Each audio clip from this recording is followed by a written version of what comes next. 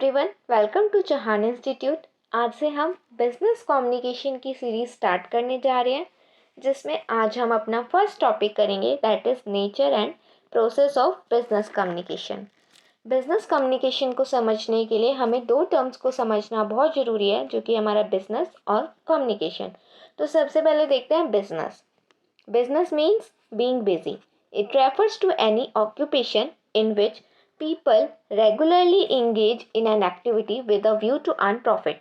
Business एक ऐसा occupation है जिसमें हम रेगुलर बेसिस पर इंगेज रहते हैं किसी भी एक्टिविटी को करने के लिए, और हमारा मेन मोटिव क्या होता है? प्रॉफिट अर्न करना। जैसे कि हम किसी भी बिजनेस का एग्जांपल ले सकते हैं, जैसे कि एक्टिवा की स्कूटीज़ हैं, ठीक है। अब ऐसा तो नहीं है ना, एक्टिवा जो है एक स्कूटी सेल करने के बाद दूसरी स्कूटी सेल नहीं करता, वो रेगुलर बेसिस पर स्कूटी सेल करते हैं ना। एक्टिवा जो कंपनी है वो रेगुलर बेसिस पर कस्टमर को स्कूटी सेल करती है, तो हम कह सकते हैं कि एक्टिवा स्कूटी का एक बिजनेस है। तो रेगुलर बेसिस पर होना बहुत ज़रूरी है, और मेन मोटिव होना चाहिए उनका प्रॉफिट अर्न करना, ठीक है। क्योंकि without profit there is no business. बिना प्रॉफिट के कोई भी बिजनेस रन नहीं कर सकता। तो बिजनेस का मेन मोटिव क्या होता है? प्रॉफिट अर्न करना। आई होप आपको बिजनेस का मीनिंग क्लियर हो गया होगा। नाउ अब कम्युनिकेशन क्या होता है? कम्युनिकेशन होता है कि बातचीत करना, है ना, अपने थॉट्स एंड आइडियाज़ को एक्सचेंज करना। जैसे आप और आपके फ्रेंड दोनों कम्युनिकेट करते हो ना आपस में, तो वही अपने थॉट्स को दूसरों के साथ शेयर करना, उनकी ओपिनियंस जानना, इसी को हम कम्युनिकेशन कहते हैं। It is a process through which two or more person exchange the ideas, thoughts, opinion, message and information to each other. ये एक ऐसा प्रोसेस है जिसमें दो या दो से ज़्यादा पर्सन अपने आइडियाज़ को, थॉट्स को, ओपिनियन को या मैसेज या किसी इंफॉर्मेशन को एक्सचेंज करते हैं, ठीक है।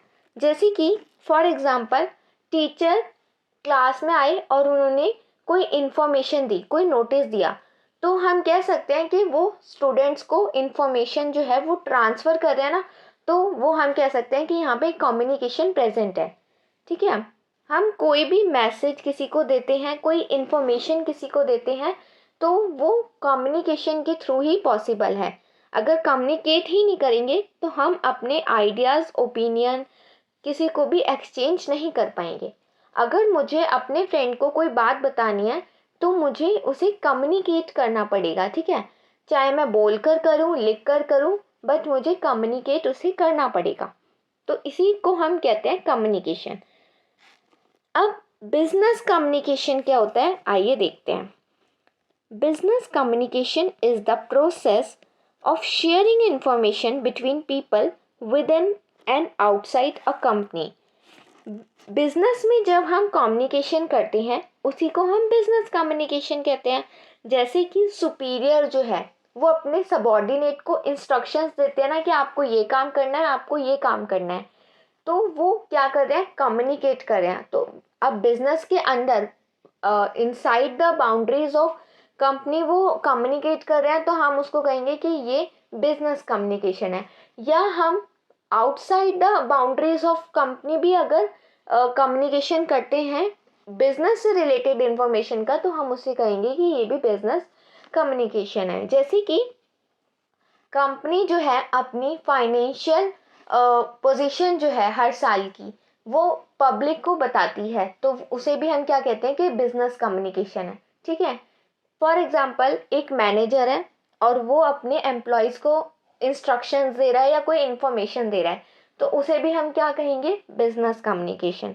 तो बिजनेस कम्युनिकेशन क्या होता है? जो बिजनेस के अंदर कम्युनिकेशन हो रहा है, बिजनेस से रिलेटेड जो कम्युनिकेशन हो रहा है, उसको हम बिजनेस कम्युनिकेशन कहते हैं। Business communication is the process of sharing information. ये कैसा प्रोसेस है? इंफॉर्मेशन शेयर करने का बिटवीन पीपल, ठीक है। दो एम्प्लॉयज़ हैं, उन्हें अगर आपस में बिजनेस से रिलेटेड कोई टॉक करनी है, तो वो भी हम क्या कहेंगे कि बिजनेस कम्युनिकेशन है। आई होप आपको बिजनेस कम्युनिकेशन का मीनिंग क्लियर हो गया होगा। अब हम देखते हैं कि नीड्स, फंक्शंस और फीचर्स क्या है बिजनेस कम्युनिकेशन के। नीड्स, फंक्शन और फीचर्स के सेम ही पॉइंट है। सबसे पहला पॉइंट है हमारा ग्रोथ ऑफ एन ऑर्गेनाइजेशन। क्यों नीड है हमें बिजनेस कम्युनिकेशन की? ताकि हम ऑर्गेनाइजेशन की ग्रोथ कर सकें।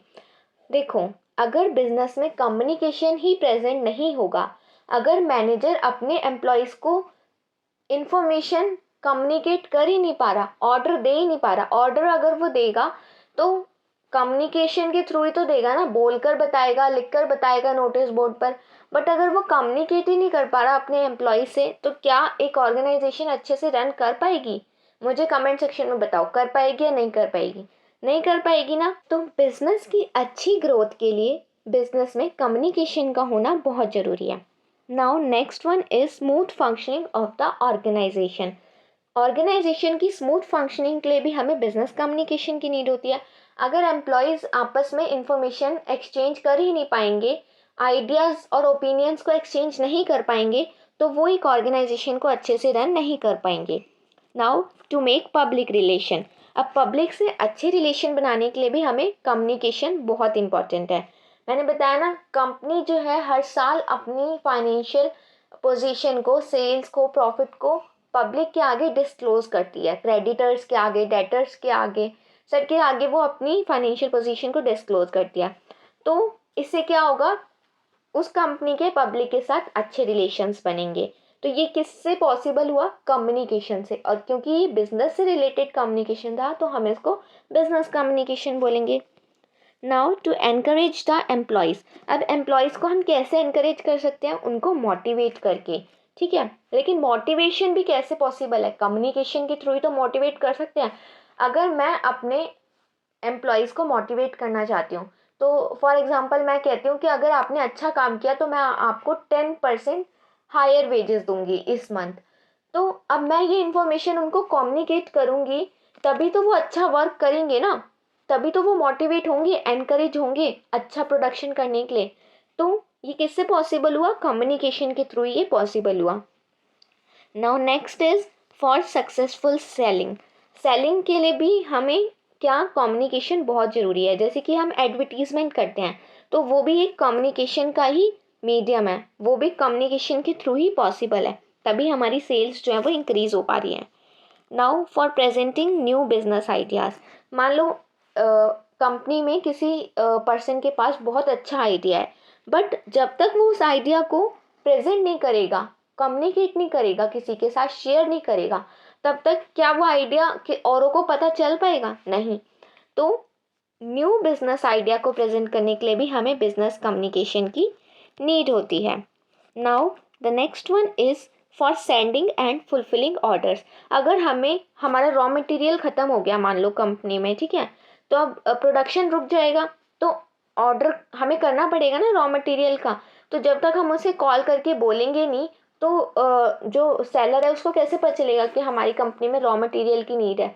तो ये भी कम्युनिकेशन के थ्रू ही पॉसिबल हुआ। Now the next one is for successful selling.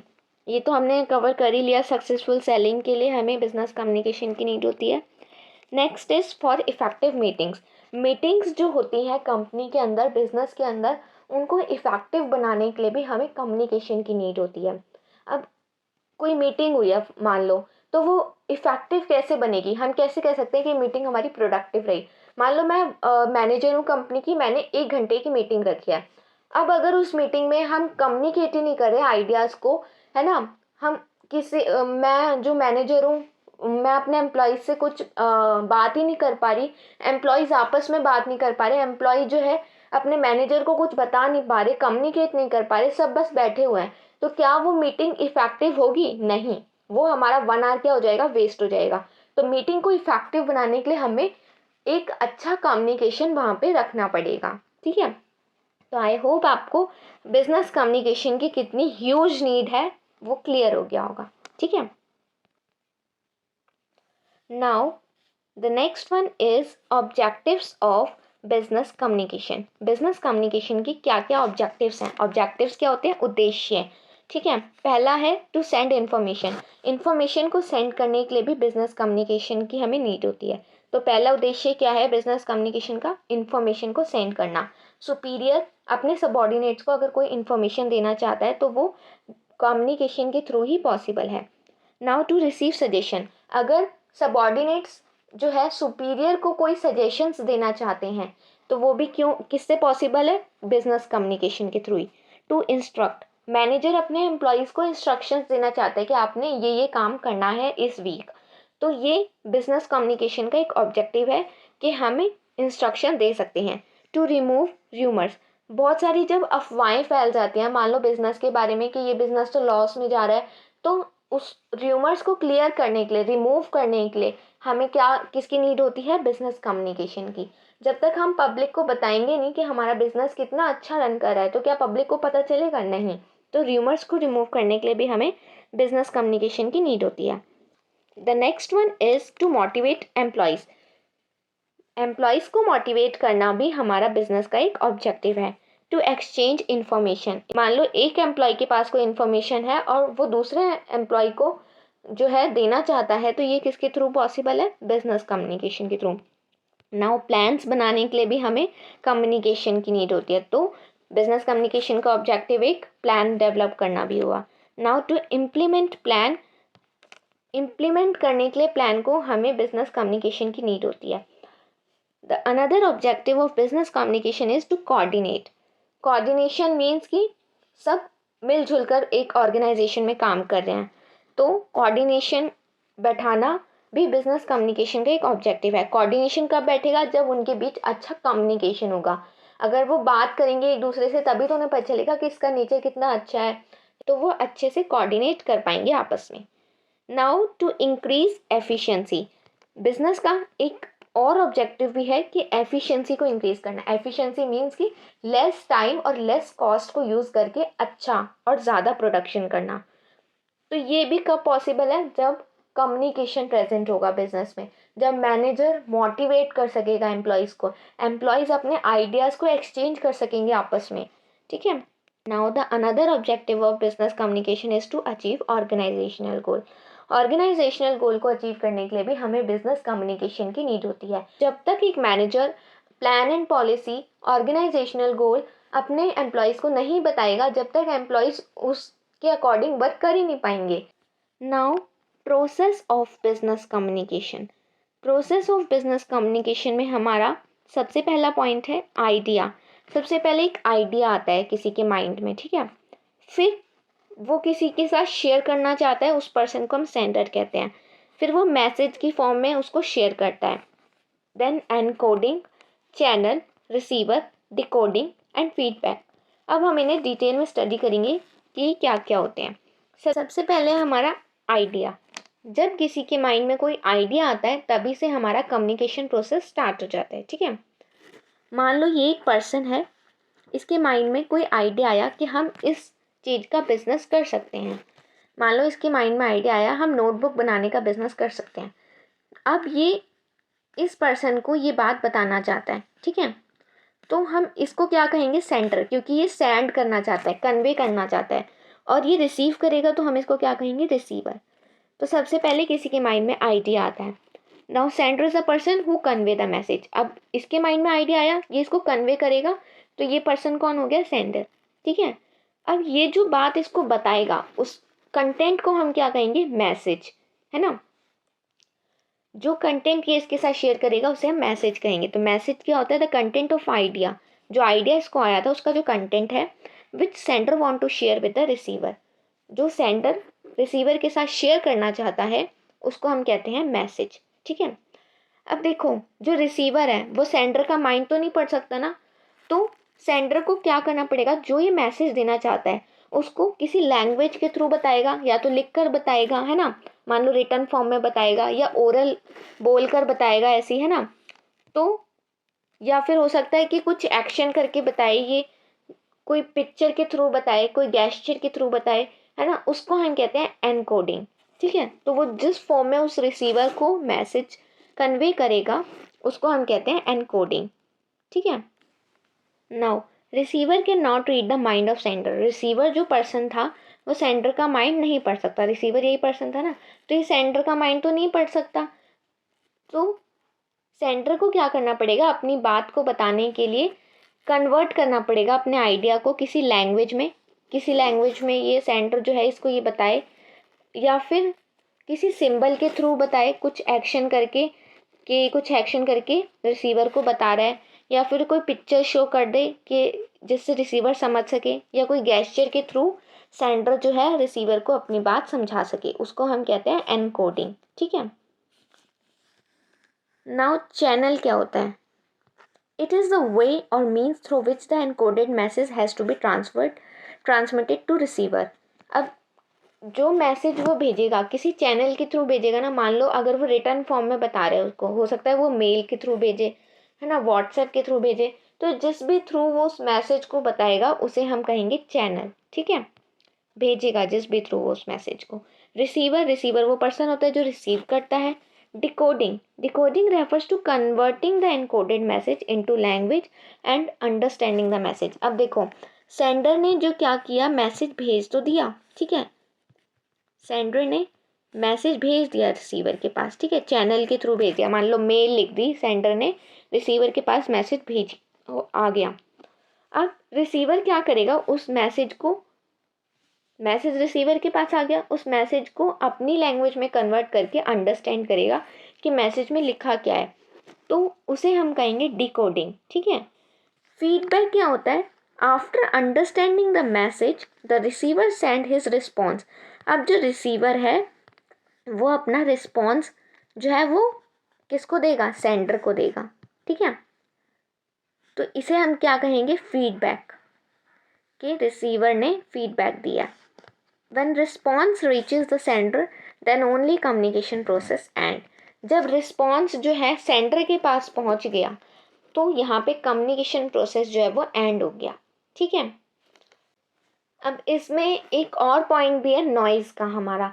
अगर जब सेंडर मैसेज भेज रहा था रिसीवर के पास, उसके बीच में अगर नॉइज़ आ गई, ठीक है, तो हो सकता है कि रिसीवर जो है उस मैसेज को गलत समझ ले। ठीक है। जैसे कि मान लो ये एक पर्सन है सेंडर और ये एक पर्सन है रिसीवर। ठीक है। ये दोनों फ़ोन के थ्रू मैसेज को ट्रांसफ़र कर रहे हैं। ठीक है। ये फ़ोन कॉल के थ्रू जो है रिसीवर को मैसेज दे रहा है। अब फ़ोन कॉल में नेटवर्क प्रॉब्लम आ गया और रिसीवर ने मैसेज को गलत समझ लिया। ठीक है। तो यहाँ पे क्या हो गया? मिसकम्युनिकेशन। तो ये वैसे इसका एक छोटा सा पार्ट है कि अगर नॉइज़ इंक्लूड हो जाती है तो हो सकता है कि रिसीवर को मैसेज को समझने में मिसअंडरस्टैंडिंग हो जाए। इसी के साथ हमारा nature and process of business communication topic जो है वो ओवर हो चुका है। अगर आपको ये टॉपिक क्लियर हो चुका है तो वीडियो को लाइक कीजिए, और अगर कोई डाउट है तो कमेंट सेक्शन में आप आसानी से पूछ सकते हैं। चैनल को अगर अभी तक सब्सक्राइब नहीं किया है तो सब्सक्राइब कीजिए। Thank you.